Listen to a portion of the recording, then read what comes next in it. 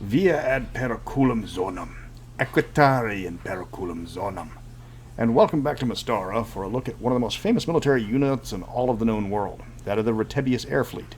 The Air Fleet is actually more of an air cavalry, created by Thyatian to try and counter Alphatia's air superiority. Instead of airships, the Thyatians use all sorts of flying monsters and magical items, sometimes in a ragtag way depending on availability. It is an elite unit, mainly due to the scarcity of available mounts. They aren't going to put a rookie on a griffin and hope he doesn't fall to his death. So what's the history of the Air Fleet? How do you join? I'm Mr. Welch, and today we're going to feel the need for speed.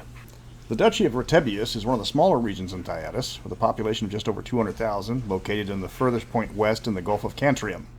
It is mostly large plains, with only a single large city in Retebius. Most of the land is used exclusively for farming. It does have one of the largest ranches in Thyatys, devoted to growing cattle, both for regular consumption as well as feeding the mounts of the Air Fleet. The population is typical Thyatian, but most are concerned more with the growing of crops and livestock than the politics their nation is known for. One major difference between Retebians and their countrymen is the Retebians aren't fazed by the appearance of dragons flying overhead. The Retebius Air Corps was formed during the first days of the Thyatian Empire, when Emperor Zendralian realized the need for a means to counter Alphatia's aerial superiority during the revolution. At the start of the revolt, the Alphatian cleric Retebius turned on his former empire, and with the use of his white dragon mount, he used it to great effect against their airships. After the war, the Air Corps was formed from veteran soldiers trained in the use of flying creatures.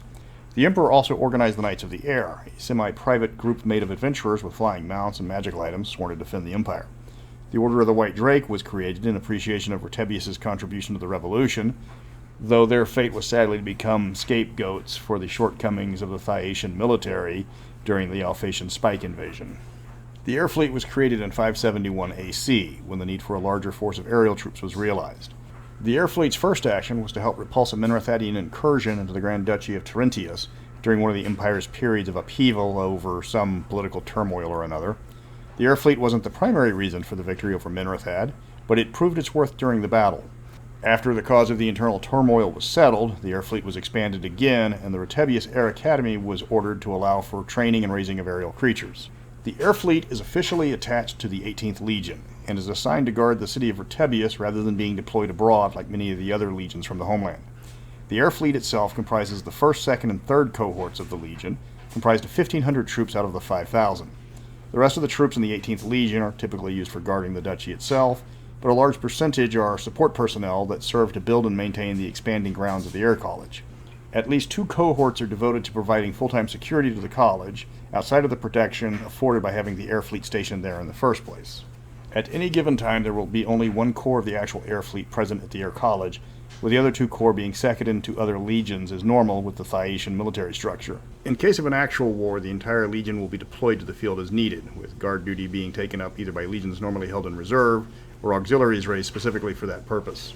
The 10th cohort is used for care and raising of the various monsters found at the Air College, and will typically never leave their normal assignment under any circumstances. However, sending them out as an entire corps is not a hard and fast rule. Thyatian military doctrine allows for the temporary assignment of units as small as a squad.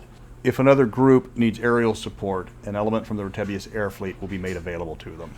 Signing up for the Air Fleet has several requirements. First, the character has to be at least 5th level in terms of game rules. They will then sign up for a term of 6 years and will be trained as both a soldier and in riding flying creatures. While the fleet prefers new recruits to train, it will accept exceptional troops transferring in from other cavalry units.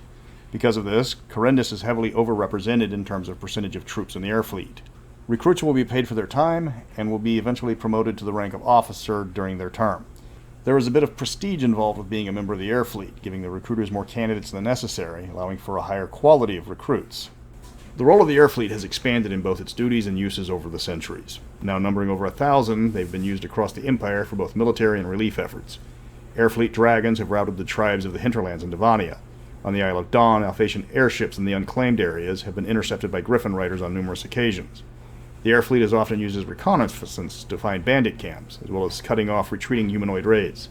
Larger creatures will often be used to carry supplies to settlements threatened by natural disasters, or troops cut off by enemy attacks. The mounts come from a variety of sources, from intelligent creatures to creatures sired from eggs or newborns. Intelligent creatures include a variety of dragons or Sphynxes that are often hired for their service in the Air Fleet.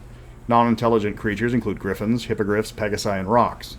These are usually raised from birth or captured when very young for exclusive use in the Air Fleet. The fleet will also make use of drolums, the dragon golems of legend. This can prove to be problematic because their very existence is hated by dragons, causing them to be attacked on sight. Because of this, the few drolums in the air fleet are kept far away from any unit with a dragon in it. The air fleet also makes heavy use of all available magical items that allow for flight, including brooms and carpets as well as spells. Anytime one of these magic items is captured by Thyatian forces, they will be immediately sent to the Air Academy for repurposing into service. Artifact-level magic items are not sent to the air fleet because their power level will often endanger the rider and anyone close. A large number of wizards in the fleet use their spells to provide their flight abilities, freeing up creatures or objects for non-spellcasters. While Thyatian does not have the magical resources that Alphatian possesses, it does have several airships and similar that were either captured in combat or seized from Thyatian citizens for tax reasons. The half a dozen airships controlled by the air fleet are used for intercepting other airships or large flying creatures, or more commonly serve as mobile command headquarters for other legions that they're seconded to. There are several magitek devices purchased from the Supreme Symposium of Gnomish Syndicates.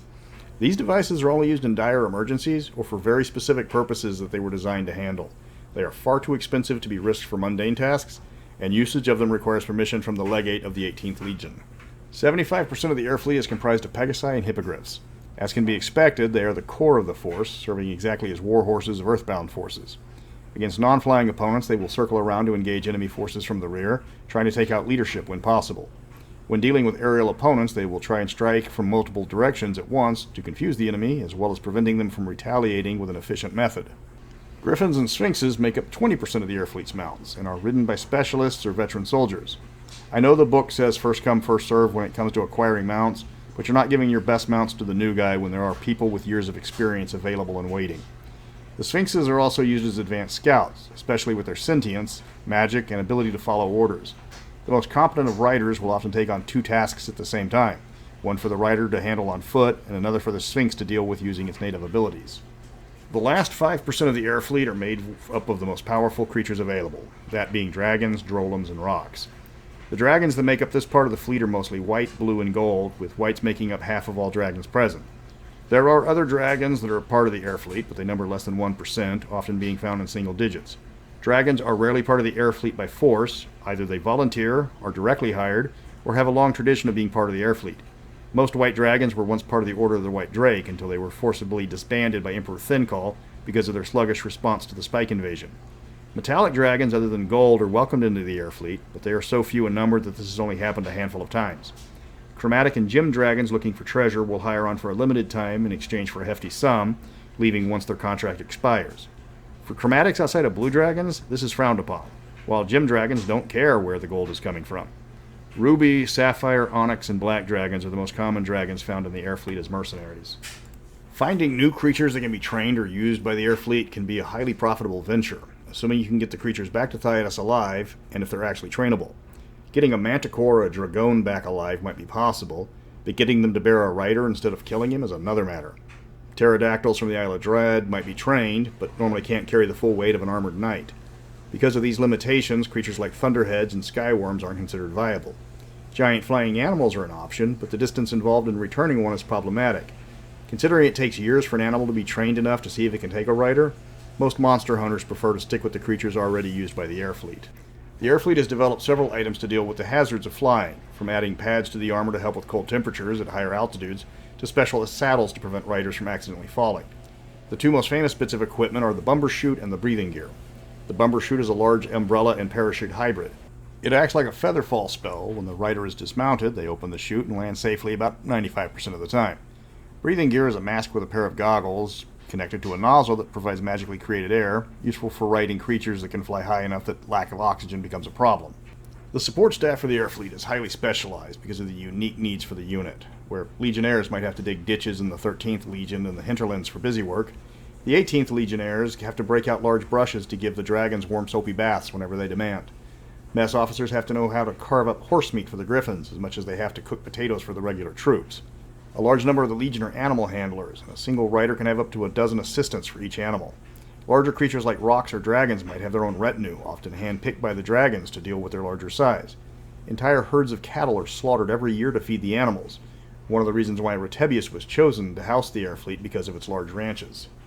The air fleet will often have flying support in the form of winged humanoids when they can find them, especially in the form of the living statues known as winged warriors. Summoned elemental creatures of air will also supplement the forces of the air fleet, often cast by wizards serving alongside the mounted troops.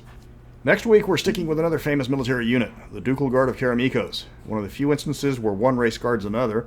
These elite bodyguards are comprised of Cagliari elves who have sworn their swords and spells to Duke Stefan as a show of support to his rule over the lands that include theirs.